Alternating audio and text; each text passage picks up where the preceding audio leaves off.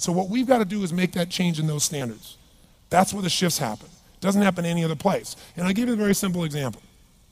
If you want to know the difference in people's lives, it all comes down to what are the things that are musts for you versus shoulds. So let me tell you this. We said to have an extraordinary life, you got to have an extraordinary psychology, right? Extraordinary psychology means you got to live in an extraordinary state. To be in an extraordinary state, you got to condition your nervous system, your body, your physiology and focus to be at their best. Do you agree with this? Yes or no? Then to do that, though, you can do that. Why doesn't everybody? Not because you can't. We all have the ability. It's because of our standards. I remember a time early in my career, I was about 24, and I went to do a seminar in Boston. And in those days, a big seminar for me was like 125 people. And it was a 3-day seminar, and we worked around the clock, and people made such extraordinary changes in their life. And at the end of it, I was feeling so fulfilled. I was thinking, my God, I'm 24, maybe 25 at the time, and I am so happy because I have found my mission in life. I'm doing what I love. It's making a difference in people's lives. This is extraordinary. So we finished about midnight on the Sunday night. And around midnight, I'm still wound up, so I don't feel like going to bed. So I decided, okay, let me take a walk here, and I decided to go through Copley Square. If you've been through Copley Square, it's a pretty neat place. Because in Copley Square, you can look up and you can see buildings that were here before we were known as the United States, and beside them you see skyscrapers that are new. It's a pretty cool place. So I'm walking around midnight on Sunday night. There's nobody in Copley Square midnight on Sunday night. And I'm walking along, and I see this guy in the distance, and he's kind of stumbling back and forth between the gutter and the sidewalk. He's got a long trench coat on, his head's down like this. He's holding a brown bag, and I can start to smell him even before I get there, and I'm thinking, this guy is obviously drunk. And as I started to get closer, I thought, I bet he's going to beg me for some money. And sure enough, whatever you focus on life tends to happen, doesn't it? So sure enough, he gets real close to me, and I thought all of a sudden he wasn't going to do it, and all of a sudden he popped his head up. It was really weird. He went, "Mister!" He had this really bizarre-looking sounding voice. He went, "Mister, could you loan me a quarter?"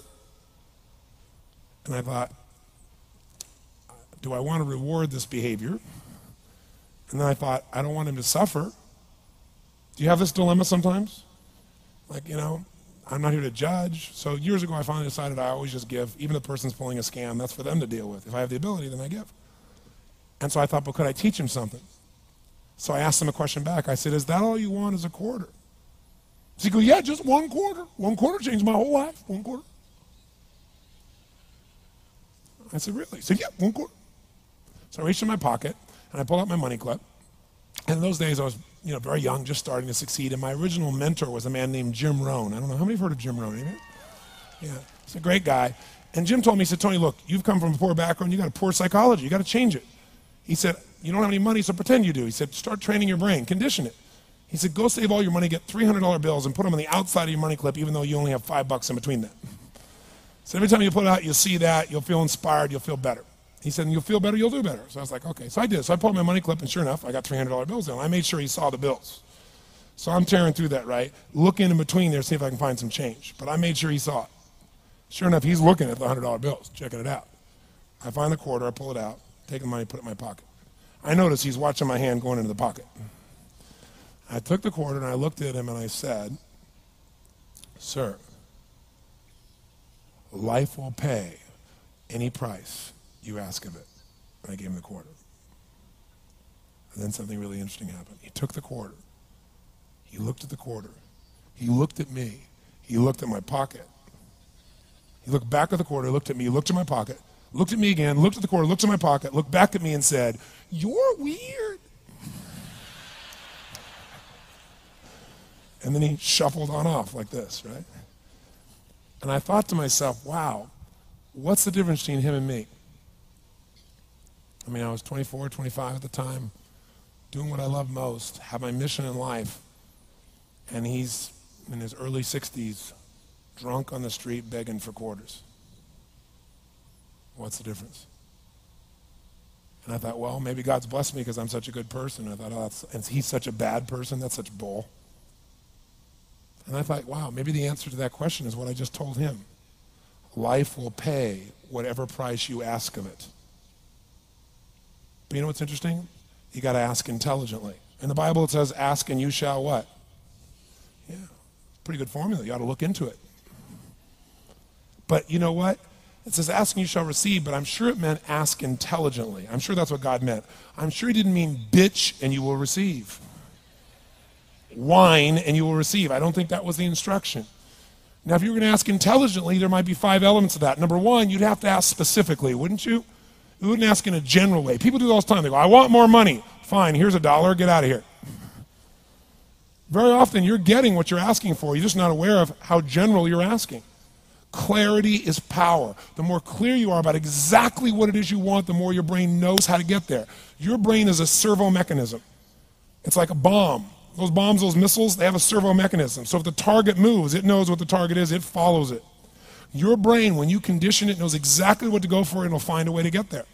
Did you ever buy a certain outfit or a certain car and suddenly see that car outfit everywhere? How many of you have had that experience? Say, aye. How come that car outfit's everywhere? It always was everywhere, but now you notice it. And the reason is because there's a part of your brain called the reticular activating system, the RAS. That part of your brain determines what you notice and what you don't notice. Your brain spends most of its time trying to make sure you don't notice because you'll go crazy if you notice everything. But when you decide what's most important to you, your brain goes after it.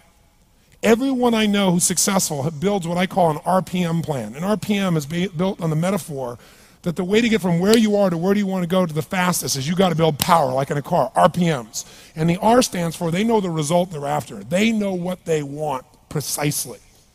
If you don't know exactly what you want or you let yourself get beyond that into something general, you're not going to achieve it. Clarity is power. You got to know the specific result you're after. What do you want? If you can't answer that question right now in your personal life, in your body, in your relationships, in your finances, in your spirituality, then you're not going to be as fulfilled as you want to be. Today we're going to have you answer one of those questions at least. The second part of it, you got to know P, why you're doing it. Because you know what? You may get a big goal. Somebody says, I want to make $1 billion. I want to bring peace to the earth. Why? Because as soon as you come up with a goal, all the obstacles show up. Unless you've got enough emotional drive to break through that, you're never going to discover what it really takes. So you got to get yourself past that. And the way to get past that is have enough reasons. Reasons come first, answers come second. This man did not know what he wanted. He did not have enough reasons. To ask intelligently, you got to ask specifically. To ask intelligently, you got to know why you want it, have enough drive to make it happen, enough juice to make it happen. If you don't have enough reasons, you will not make it happen. And the M is, what is your massive action plan? What is going to get you to actually fall through? Because the first plan's not going to work and the second plan's going to work, so you better have enough plans that if the first two don't work, you still got something else. Otherwise, you're going to be having excuses why it didn't work. So asking intelligently requires that.